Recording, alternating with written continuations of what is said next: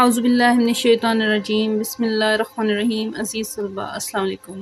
امید ہے آپ ایمان کی بہترین حالت میں ہوں گے۔ عزیز طلباء، آج ہم اسلامیات میں باب چہارم کی پڑھائی شروع کریں گے۔ باب چہارم اخلاق و آداب کے متعلق ہے۔ اس میں سب سے پہلا سبق ہمارے پاس اخلاص و تقوی کا ہے۔ اخلاص و تقوی کے معنی کیا ہیں، مفہوم کیا ہیں، اس سبق میں ہم یہ جانیں گے۔ قرآن و سنت کی روشنی میں اس کی اہمیت کو پہچانیں گے۔ آئیے سبق کی پڑھائی کرتے ہیں۔ جیسا کہ آپ جانتے ہیں کہ سوالات کے جوابات بھی ہم ساتھ ساتھ کرتے ہیں۔ پہلا مختصر سوال، اخلاص کا معنی کیا ہے؟ اس کا جواب ہے کہ اخلاص کا معنی ہے خالص بنانا، صاف کرنا۔ اخلاص سے مراد ہر عمل کا اللہ تعالیٰ کی رضا کے لیے ہونا ہے۔ قرآن مجید میں اہل ایمان کو حکم دیا گیا ہے کہ ان کا ہر عمل اللہ تعالیٰ کی رضا کے لیے ہونا چاہیے۔ یہاں تک یہی اخلاص کا معنی ہے۔ اس کے بعد ہے نیکی کی قبولیت کی پہلی شرط اخلاص، یعنی اس نیکی کا اللہ تعالیٰ کی رضا کے لیے ہونا ہے۔ نیت کی درستی اتنی اہم چیز ہے کہ اس کے بغیر انسان کا کوئی عمل بارگاہ الہی میں قبول نہیں ہو سکتا۔ اللہ تعالیٰ ہم سے چاہتا ہے کہ ہم جو کام بھی کریں اس کی رضا کے لیے کریں۔ ارشاد باری تعالیٰ ہے، ترجمہ، اور انہیں یہی حکم دیا گیا تھا کہ صرف اللہ کی عبادت کریں، اس کے لیے دین کو خالص کرتے ہوئے بالکل یکسو ہو کر۔ یہ ہمارے تیسرے سوال کا جواب بھی ہے کہ اخلاص و تقوی کے بارے میں ایک قرآنی آیت لکھیں، تو اس کا جواب بھی یہی ہے، اور انہیں یہی حکم دیا گیا ہے یہاں سے یکسو ہو کر یہاں تک۔ آگے پڑھتے ہیں۔ نبی کریم خاتم النبیین صلی اللہ علیہ وسلم کا ارشاد ہے، یہ ہمارے چوتھے مختصر سوال کا جواب ہے۔ انما الاعمال بالنیات، صحیح بخاری کی حدیث نمبر 1 ہے۔ ترجمہ، تمام اعمال کا دار و مدار نیتوں پر ہے۔ ہمارے دوسرے سوال کا جواب ہے تقوی کا معنی ہے، مفہوم بیان کریں۔ تقوی کا لفظی معنی ہے ڈرنا، پرہیزگاری اختیار کرنا۔ تقوی انسان کے دل کی اس کیفیت کا نام ہے جو اللہ تعالیٰ کے ڈر کی وجہ سے اسے نیکی پر آمادہ کرتی ہے اور گناہ سے روکتی ہے۔ تقوی کی اہمیت کا اندازہ اس بات سے لگایا جا سکتا ہے کہ قرآن مجید میں اللہ تعالیٰ نے بے شمار مقامات پر ایمان والوں کو خطاب کر کے تقوی اختیار کرنے کا حکم دیا ہے۔ قرآن مجید میں عزت اور شرافت کا معیار تقوی کو قرار دیا گیا ہے۔ ارشاد باری تعالیٰ ہے، ان اکرمکم عند اللہ اتقاکم، سورۃ حجرات کی آیت 13۔ ترجمہ، بے شک اللہ کے نزدیک تم میں زیادہ عزت والا وہ ہے جو تم میں زیادہ پرہیزگار ہو۔ اخلاص و تقوی کی قرآنی آیات میں یہ آیت بھی ہم لکھ سکتے ہیں۔ ان دونوں آیات میں جو پیچھے پڑی ہے وہ اور جو یہ ہے، دونوں میں سے کوئی ایک آیت بھی آپ لکھ سکتے ہیں۔ حضور خاتم النبیین صلی اللہ علیہ وسلم نے تقوی کا اصل مقام دل کو قرار دیا ہے۔ گویا اگر دل میں تقوی ہے تو انسان کے اعمال بھی درست ہوں گے، اور اگر دل تقوی کی دولت سے محروم ہے تو اعمال بھی بگاڑ کا شکار ہو جائیں گے۔ جب انسان میں تقوی پیدا ہوتا ہے تو اس کا لازمی نتیجہ اخلاص نیت کی صورت میں نکلتا ہے۔ عزیز طلبہ، ہمارا پانچواں سوال ہے کہ حضور صلی اللہ علیہ وسلم کے اخلاص و تقوی سے کوئی مثال دیں، تو اس کو ہم بیان کریں گے۔ یہ جو لائنز میں نے انڈر لائن کی ہیں پہلے پانچویں سوال کی، یہ پڑھ لیتی ہوں، اس کے بعد اس کی تفصیل سے پڑھائی کریں گے۔ حضور خاتم النبیین صلی اللہ علیہ وسلم کی سیرت طیبہ ہمیں اخلاص و تقوی کا درس دیتی ہے۔ یہاں تک آپ لکھ کے اس کے بعد آپ نے جو اہل مکہ کا واقعہ ہے کہ اہل مکہ نے رسول اللہ صلی اللہ علیہ وسلم کو مال و دولت اور سرداری کی پیشکش بھی کی تھی، لیکن آپ نے اللہ کی رضا کے لیے ان تمام چیزوں کو ٹکرا دیا، تو اہل مکہ نے آپ صلی اللہ علیہ وسلم کے چچا حضرت ابو طالب سے کہا کہ وہ آپ خاتم النبیین صلی اللہ علیہ وسلم کو اسلام کی تبلیغ سے روکیں۔ جب آپ خاتم النبیین صلی اللہ علیہ وسلم کے چچا نے آپ خاتم النبیین صلی اللہ علیہ وسلم سے اس بارے میں بات کی، تو آپ نے ان سے فرمایا، اللہ کی قسم، اگر یہ لوگ میرے دائیں ہاتھ پر سورج اور بائیں ہاتھ پر چاند رکھ دیں پھر بھی میں اپنا کام جاری رکھوں گا۔ یہ پانچویں سوال میں ہم مثال بیان کر سکتے ہیں۔ عزیز طلبہ، ہمارے 5 مختصر سوالات کے جوابات کے نشان مکمل ہوئے۔ ہمارا جو تفصیلی سوال ہے وہ یہاں سے شروع ہوتا ہے، اس لیے میں اس کو بھی نشاندہی کرتی ہوں۔ ہمارا تفصیلی سوال ہے کہ اخلاص و تقوی کا مفہوم اور اہمیت بیان کرتے ہوئے سیرت طیبہ سے اس کی مثالیں پیش کریں۔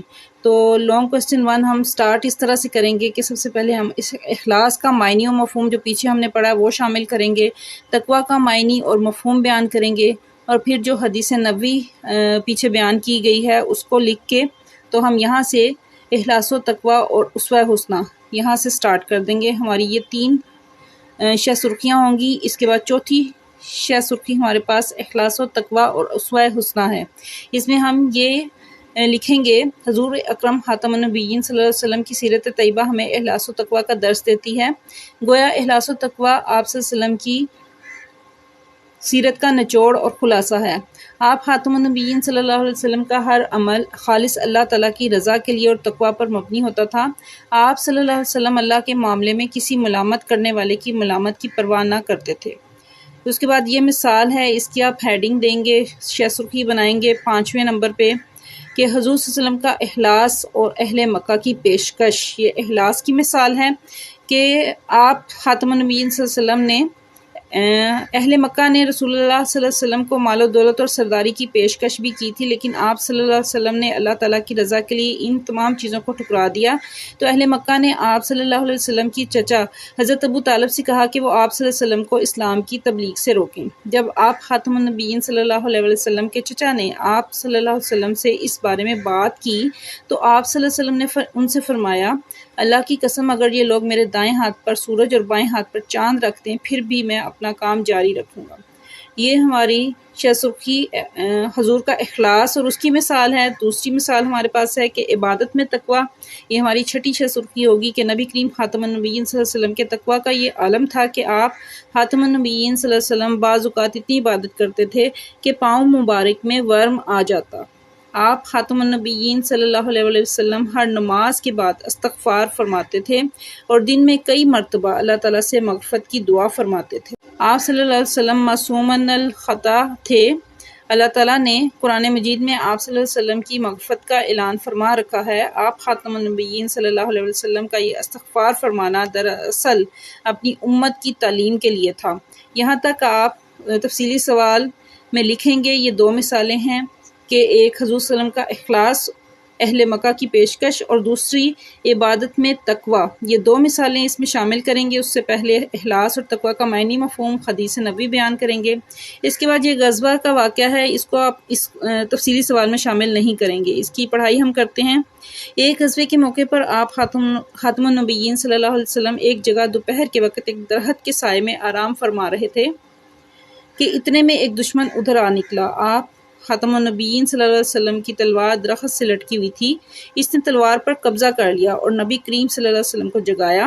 آپ خاتم النبیین صلی اللہ علیہ وسلم سے کہا کہ اب تمہیں کون بچا سکتا ہے؟ نبی کریم خاتم النبیین صلی اللہ علیہ وسلم نے اطمینان سے جواب دیا کہ مجھے بچانے والا اللہ ہے۔ یہ جواب سن کر آپ صلی اللہ علیہ وسلم نے اس اعتماد اور بھروسے کے ساتھ دیا کہ دشمن پر لرزہ طاری ہو گیا۔ اس حالت میں تلوار اس کے ہاتھ سے گر پڑی۔ اب تلوار نبی کریم خاتم النبیین صلی اللہ علیہ وسلم کے ہاتھ میں تھی۔ آپ خاتم النبیین صلی اللہ علیہ وسلم نے تلوار اٹھا کر فرمایا کہ تمہیں اب کون بچا سکتا ہے؟ اس شخص کے پاس کوئی جواب نہیں تھا۔ آپ خاتم النبیین صلی اللہ علیہ وسلم نے اسے معاف کر دیا۔ اس شخص نے نبی کریم خاتم النبیین صلی اللہ علیہ وسلم کے حسن سلوک کو دیکھ کر اسلام قبول کر لیا۔ یہ واقعہ آپ تفصیلی سوال 1 میں شامل نہیں کریں گے، وہ 2 مثالیں جو سی ہیں وہ کافی ہیں۔ اس کے بعد ہم تفصیلی سوال کا حاصل کلام نکالیں گے، وہ اس میں شامل کریں گے حضور اکرم خاتم النبیین صلی اللہ علیہ وسلم اخلاص و تقویٰ کا پیکر تھے۔ آپ خاتم النبیین صلی اللہ علیہ وسلم کی حیات طیبہ کا ہر لمحہ ان صفات کا مظہر تھا۔ حضور خاتم النبیین صلی اللہ علیہ وسلم کا امتی ہونے کی حیثیت سے ہماری ذمہ داری ہے کہ ہم بھی اپنے اندر اخلاص و تقویٰ کی خوبیاں پیدا کریں، ہر عمل خالص اللہ تعالیٰ کی رضا کے لیے کریں۔ اخلاص و تقویٰ اختیار کرنے سے اعمال قبول بھی ہوں گے اور ان کی لذت میں بھی اضافہ ہوگا۔ جب انسان نیکی کا عمل اخلاص کے ساتھ اور تقویٰ کی صفت اختیار کر کے کرتا ہے تو اس کے لیے نیکی کرنا آسان ہو جاتا ہے۔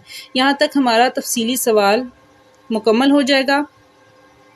جب کوئی نیکی لوگوں کو دکھانے کے لیے کی جاتی ہے تو وہ مشکل لگتی ہے، اس کی لذت ختم ہو جاتی ہے۔ جو لوگوں کو دکھانے کے لیے نیکی کرتا ہے تو ایک دن لوگوں کے سامنے بھی اس کی حقیقت آشکار ہو جائے گی اور وہ آخرت میں بھی ذلیل و رسوا ہوگا۔ سبق کی پڑھائی عزیز طلبہ مکمل ہوئی، امید ہے آپ نے بغور سنی ہوگی۔ آئیے سبق کی مشق کی طرف آتے ہیں۔ جو سوال رہ گئے ہیں، پہلا سوال درست جواب کا انتخاب کریں۔ اللہ تعالیٰ کے نزدیک زیادہ عزت والا زیادہ تقویٰ اختیار کرنے والا ہے۔ تمام اعمال کا دار و مدار نیت پر ہے۔ اخلاص کا معنی ہے خالص بنانا۔ اخلاص لازمی نتیجہ ہے تقویٰ کا۔ تقویٰ ہوگا تو اخلاص ہوگا۔ اگر دل میں اللہ کا خوف، اللہ کا ڈر نہیں تو اخلاص بھی پیدا نہیں ہو سکتا۔ نبی کریم خاتم النبیین صلی اللہ علیہ وسلم نے تقویٰ کا اصل مقام قرار دیا ہے دل کو۔ مختصر سوالات ہم نے 5 مختصر سوالات تھے، وہ پڑھائی کے دوران ہی ہم نے نشان لگا لیے۔ عزیز طلبہ، ہمارا تفصیلی سوال اخلاص و تقویٰ کا مفہوم اہمیت بیان کرتے ہوئے سیرت طیبہ سے اس کی مثالیں، یہ سوال بھی ہم نے پڑھائی کے دوران ہی کر لیا ہے۔ عزیز طلبہ، امید ہے آپ کو سارا لیکچر سمجھ میں آ گیا ہوگا۔ میرے چینل کو ضرور سبسکرائب کریں، نئے لیکچر کے ساتھ پھر ملاقات ہوگی۔